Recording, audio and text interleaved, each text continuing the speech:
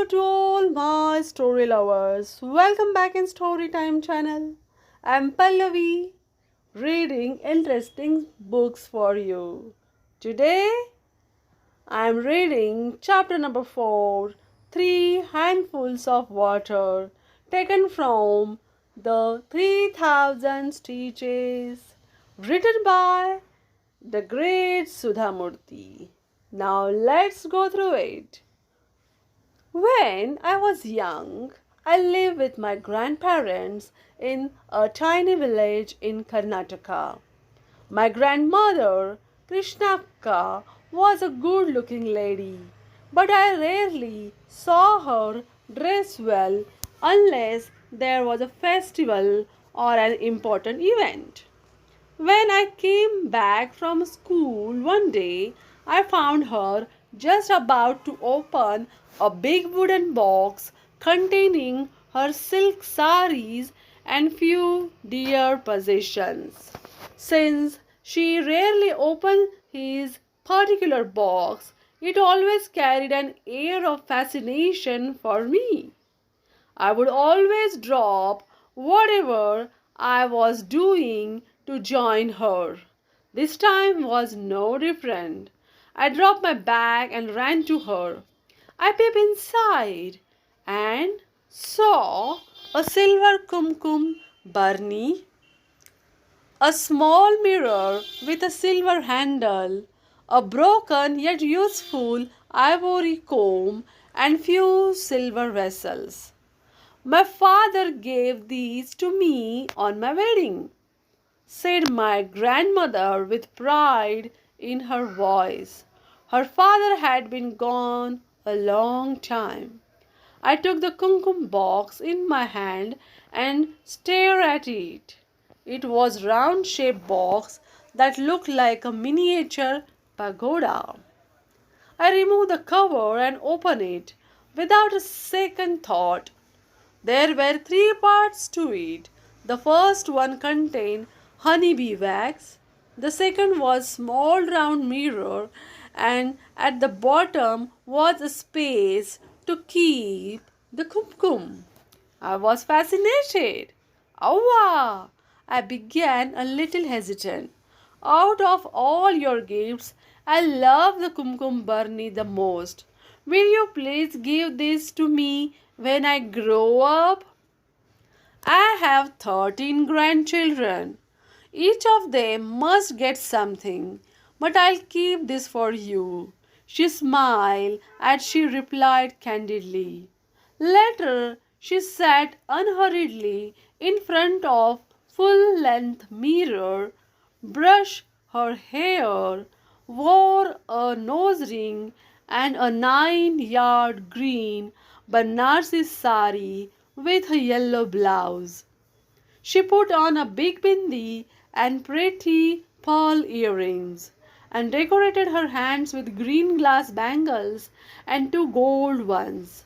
Then she circled her bun with flowers. She perfectly fit the image of an elderly woman from North Karnataka. Oh, there is no festival today. Why are you dressed up like this? Are you going somewhere? I asked. I am going out for lunch and you are going to come with me. Get ready quickly. When I paused for a few moments, she added, don't worry about your afternoon class. Your teacher is also coming there. In the village school, this kind of adjustment was not unusual. Sometimes we got a day off in the middle of the week and it was compensated for on Sunday. Things were more fluid and life was simple, and I was but a bird flowering in this forest of my own. I didn't need to be told a second time. I was happy at the thought of attending a lunch party and ran to change my clothes. Even in those days, I never took more than a few minutes to get ready. Awa wasn't usually a talkative person, but she was in a good mood that day. As my grandfather wasn't inclined to accompany her for such functions. She told her husband, "I'm going out for lunch to Indira's house today. I have kept your milk covered with a plantain leaf. Please have it as soon as possible." My grandfather, whom I affectionately call Shigao Kaka, nodded and continued reading the newspaper. Within minutes, we stepped out and started walking towards Indira Ajji's house. "What's the occasion?" I asked. "My friend Indira has come back from Varanasi and has invited all of us for lunch. It is a wonderful celebration called Kashi Sambradne." What is that? If Indiraji has returned from a visit, then why do we have to celebrate it? Isn't it like going to Hubli or Gadag and coming back? We don't have any party or celebration then. Avva sigh. There is a lot of difference between going to Kashi and going to Hubli. Kashi is one of the most sacred places on earth. The river Ganga flows there. It is believed that Lord Vishwanath, the Lord of Universe, resides there and gives boon to everyone. It is his favorite place on the planet. There are 80 ghats to bath in there. Thousands of Sanskrit scholars live in the city. The sari that I am wearing today is known as a Banarsi sari. If you get such a sari as a wedding gift, it is considered to be very lucky as it is from the holy land of Kashi. I wasn't fully convinced. Still, why is such a lunch organized? I persisted, despite my desperate desire to eat the goodies at the celebration anyway. It is not easy to go to Kashi, no matter how rich or devoted you are. Going there and coming back is an arduous journey. You have to switch many trains and buses. First, people there speak a different language called Hindi. Second, we don't have any relatives to lean on or direct us. Third, it is so cold during winter that you can't even submerge your feet in the freezing water. Fourth, in the summer, the heat makes the ground so flaming hot that you can't walk barefoot for the pujas. Fifth, if the locals there find out that we are outsiders, then more often than not, they try to cheat us. There are stories of people going to Kashi without ever coming back. So, when someone returns, we consider them blessed. That's why they give us a feast and exchange gifts. What are you going to give Avva? I was curious. Avva opened the bag that she was carrying. There was a nice cotton sari inside, along with plenty of fruits and flowers. And what will she give us?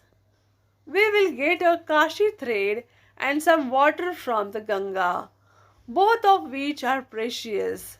Wear the thread on your wrist or your neck every day, and God will protect you from difficulties. That was good news indeed. I needed all the protection I could get for my upcoming examinations. You are lucky to get it at such a young age, Avva said, as she incorrectly interpreted the reason for my smile. What does the Kashi thread look like? Well, it is a simple knotted black thread. Kashi is protected by Bhairavnath, who is great and loyal servant of Lord Shiva. If you go to Kashi and don't see the Kal Bhairav temple, your yatra or journey is considered incomplete. You will get a Kashi thread from there, which you have to wear for Bhairavnath to protect you. Since the Kashi trip is difficult, he will accompany you in his invisible form until you reach home safely. Then he runs back to assist the next devotee. Finish my grandfather. I thought, what if he has to help more than one person home? Before I could ask a answer, I know what you are going to ask me now. Bhairavnath can multiply himself as many times as he wants to. So instead, I ask, what is the use of the water from the Ganga?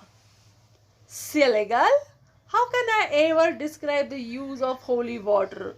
She patted my head affectionately. The Ganga is the life of our country. Everybody wants to drink the holy water. But it isn't possible for people like us who live in South India. So we keep a few spoons of Ganga Jal, the holy water from the Ganga, for whoever is in the last days of their life so that they can go to the heaven.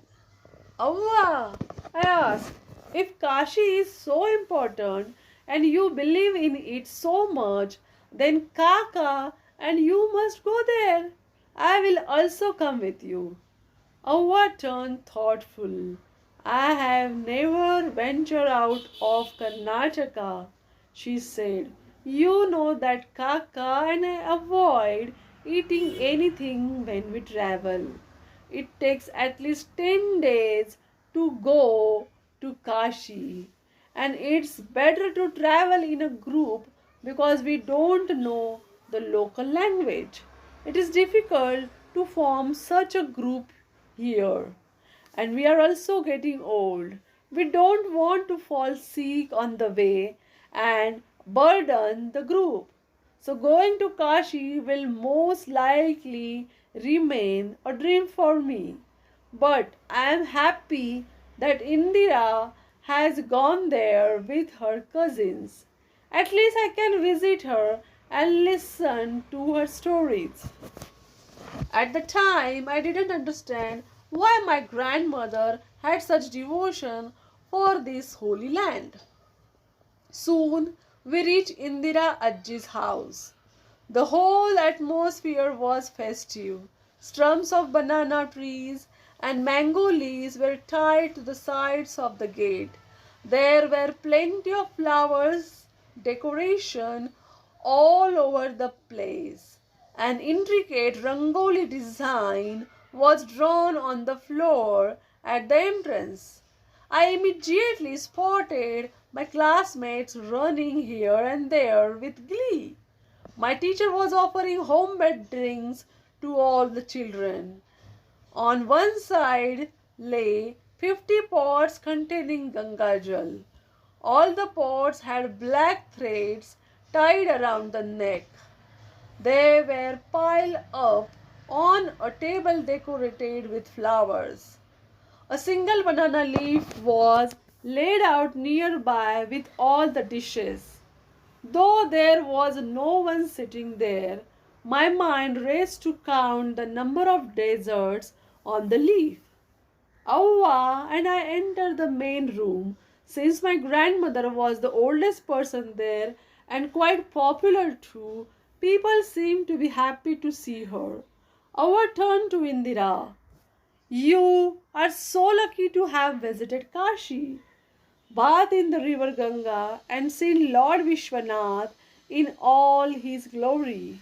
Indira just smiled gently and invited both of us to sit down. People were gathered around her to hear more about her trip. Somebody asked, what did you think of the famous Annapurna temple? It was beautiful, she replied. It is located before Lord Vishwanath's temple and is the only temple where Shiva is believed to ask for alms and food from his wife with his begging bowl. He is said to appear in the temple only on a few special days. As people started asking more questions, I became bored. Slowly, I nudged my grandmother. When she turned to look at me, I pointed to the banana leaf and asked, Awa, why is nobody sitting for lunch there? I'm hungry. Can I go eat the food? Don't even think about it. That food is for Bhairavnath. He has much work to do and has to make the trip back soon. But you can pray to him if you want. I didn't see anyone sitting there, but remember that he was supposed to be invisible. So I joined my hands together and prayed facing the leaf.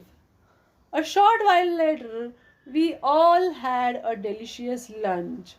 On our way back, my grandmother remarked, Isn't it wonderful to hear that Indira took 3 handfuls of water from the river Ganga and saluted the rising sun? It must be such a beautiful sight. Sometimes I also wish to do the same. I have convinced myself that the rivulet in our garden is also another form of the Ganga, and if I worship her, it is as good as worship the river in Kashi. It was evening by the time we reached home, and from a distance I could see my grandfather sitting in the veranda.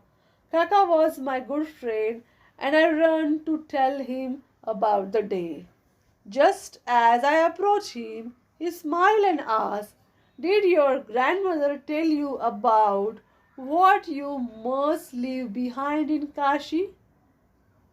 What are you talking about, Kaka? In the olden days, journey to Kashi took months and not days.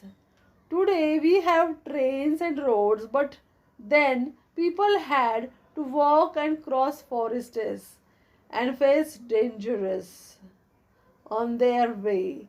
Many did not make it back to their homes.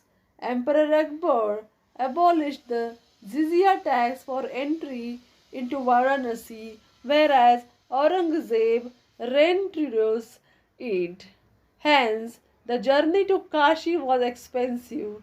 If someone made it to Kashi successfully, they would make an usual vow to give up whatever they love the most after taking 3 handfuls of water, keeping Lord Sun as a witness. A word given to Ganga in such a way is considered unbreakable and one is obliged to fulfill it.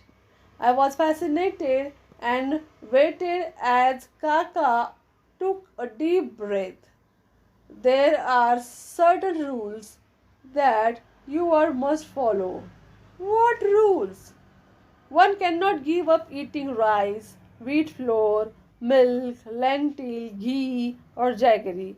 One can give up eating one vegetable and one fruit that freely grows around their hometown or area and a dessert that they love. So if you love jalebis, you can vote to abstain from it. But you can't give up something that you don't like, such as a bitter gourd. Whenever you see what you have given up, it will remind you of Kashi. That's quite tough, Kaka. My grandfather continued as if he hadn't heard me.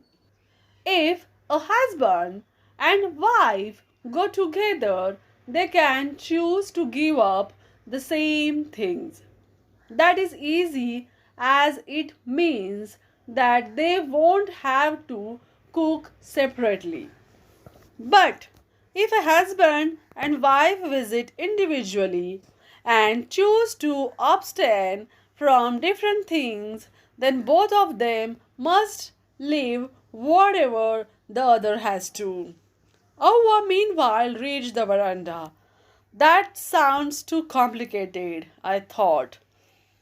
Out loud, I ask, is it very hard to live what you like, Kaka? It depends on the individual. If you decide to fulfill your vow with your heart and soul, then the desire for the object go away with time, and that way of life simply becomes a habit. What will you live if you go to Kashi? I ask mischievously. I love your Avva, and that's why I will never go to Kashi, he replied with a twinkle in his eye. Though Avva was old, she suddenly became shy and quickly walked in. In a more serious tone, he added, it is not up to us to go there.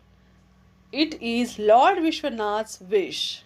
He will call us when it's our time. Now, guys, this is the part 1. The remaining chapter I'll conclude in the next video. Till then, bye bye, guys, and thanks for watching and subscribe for more. Bye bye.